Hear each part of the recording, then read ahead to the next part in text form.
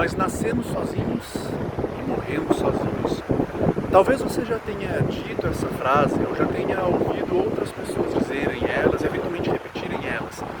O interessante é que eventualmente ela pode ter um certo fundo de verdade, mas não exatamente no modo como as pessoas estão pensando quando elas se referem e quando elas expressam essa frase. Muitas vezes ela é dita a partir de um certo sentimento de que a gente não pode contar com os outros, de que no fundo os outros não vão dar o apoio, o suporte que a gente precisa para passar pelos momentos difíceis da vida ou para ter incentivos de crescimento.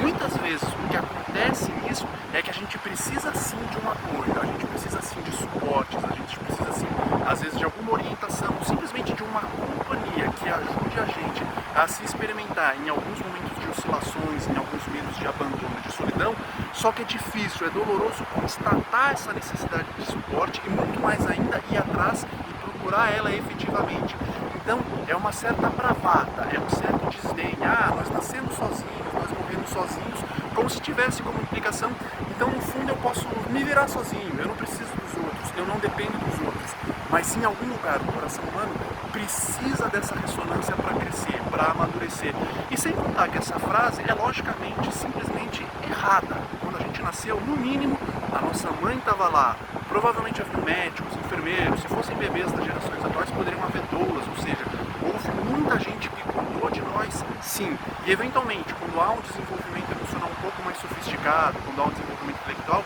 eventualmente pode ser um pouco constrangedor a gente reconhecer o quanto recebeu e reconhecer que em umas necessidades um pouco mais adultas a gente ainda precisa dessa ressonância humana, a gente ainda eventualmente precisa receber, mas tem algumas camadas de inibição, de constrangimento, eventualmente alguns conflitos, algumas ambiguidades da situação humana fizeram a gente não aprender a receber esse suporte humano de forma direta. Então a gente usa essa bravata, eu não preciso dos outros, a gente nasceu sozinho, morreu sozinho. A gente não nasceu sozinho, mas eu fui bebê de proveta. Alguém cuidou da proveta que você nascesse, se esse fosse o seu caso. Não, nós não nascemos sozinhos. E sim, podemos morrer sozinhos. Alguns diriam que tem amparadores espirituais, nossos ancestrais estão recebendo no plano espiritual, extrafísico. Então até a questão do morrer sozinho poderia ser colocada em questão. Então essa frase não é muito difícil de explorar, que ela tem um quê de defensividade, ela tem um quê de não estar à vontade para reconhecer necessidades emocionais mais profundas, necessidade de toque, de aconchego físico. Mas um ponto interessante, que num certo sentido ela tem uma verdade, é no aspecto meditativo. Muitas vezes, através de práticas meditativas e através do próprio renascimento em trabalho de respirações mais aprofundados, a gente num contexto, por exemplo, de vinculação terapêutica, recebendo um apoio humano, recebendo um contexto de troca e orientação, a gente, por exemplo, se deita para respirar e em alguns momentos a gente vai entrando em determinados espaços de abertura, de silêncio interior, como se a gente tocasse regiões em que nunca tivessem sido vistas, nunca tivessem sido acompanhadas por outros seres humanos, mas não porque houve a privação do contato, não porque a gente foi decepcionado pelas pessoas, mas é porque simplesmente um lugar acima ou mais fundo do que o plano interpessoal da troca. São como se fossem espaços meditativos quase transcendentais, quase que acima do nosso senso normal de tempo e espaço.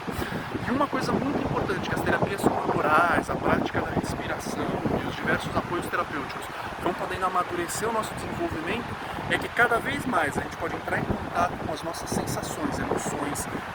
inteligência, e ver o quanto a gente precisa sim de acompanhamentos humanos, o quanto a gente precisa de trocas humanas para a gente se apropriar da gente, para a gente se pessoalizar e fluir na vida com mais propósito, com mais significado, tendo essa permeabilidade de receber e de dar apoio para outras pessoas, seja em contextos 1 a 1, em contextos de grupo, em contextos de instituições coletivas, etc. Quando a gente tem essa permeabilidade, esse campo emocional aberto para dar e receber, a gente não precisa falar frases no sentido pejorativo de nasci sozinho, morri sozinho, me viro sozinho. Não, a gente fala, como pode ser importante, em especial ter a companhia das outras pessoas, e essa abertura para dar e receber vai dando um outro local de maturidade, vai dando um outro local de autonomia, que pode passar grandes tempos sozinhos, mas reconhecendo o valor das trocas humanas. E quando no contexto terapêutico a gente vai resgatando essa espontaneidade, vai resgatando essa entrega, a se revelar por um outro ser humano, a receber atenção, a ser cuidado, sem isso ser experienciado como constrangedor, como humilhante, mas como extremamente enriquecedor, aos poucos é possível deslizar para esses espaços um pouco mais meditativos algum lugar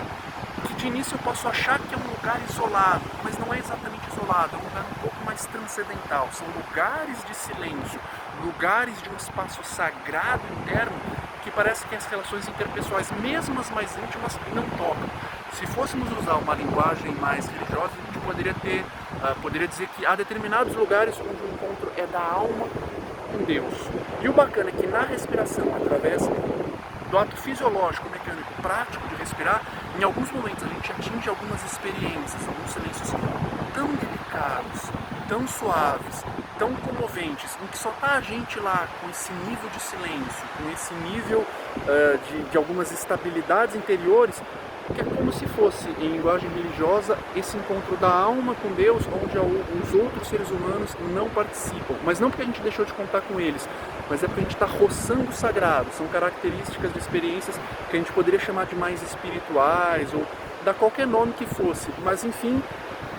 o contexto humano, o contexto das trocas pode estar aliado a esses espaços meditativos aparentemente mais inalcançáveis ou que são mais internamente protegidos e onde os outros não chegam neles, porque só Deus chega, ou a gente poderia dizer, determinadas regiões de silêncio. E quando a gente vai podendo fazer essa transição das trocas humanas, de poder ter essa troca, de não ficar nesses espaços de isolamento defensivo, eventualmente a gente abre espaço para esses lugares de solitude interna, do sagrado interno, a gente usando uma linguagem religiosa não para descrever esses espaços, mas nesse espaço faz sentido dizer que a gente sempre foi sozinho, porque são espaços que parece que mal cabem no tempo, são lugares de um outro tipo de transcendência. Então muitas vezes quando a gente fala nascemos sozinhos, morremos sozinhos, nesse lugar atemporal, talvez isso seja um pouco verdade, nesse espaço de observação que é algo mais difícil de descrever, mas não no plano interpessoal concreto. Então, quando a gente vai podendo ter essas experiências das terapias corporais e dos níveis meditativos, a gente vai transitando e olhando frases como essa, nasci sozinho e morri sozinho, de outros lugares mais bem-humorados, mais leves, e vendo que não é bem assim.